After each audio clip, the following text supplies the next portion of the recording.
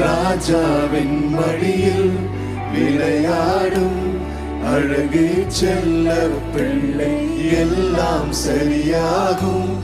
விளையாடு மகிழ்வோடு, காத்திருந்த நேரம் மாறி பூக்கும் நேரம் வரும். கண்டிப்பா நீ பூத்து காய்த்து கனி கொடுத்து வாழ்க்கை மாறிவிடும். பாடுவோமா?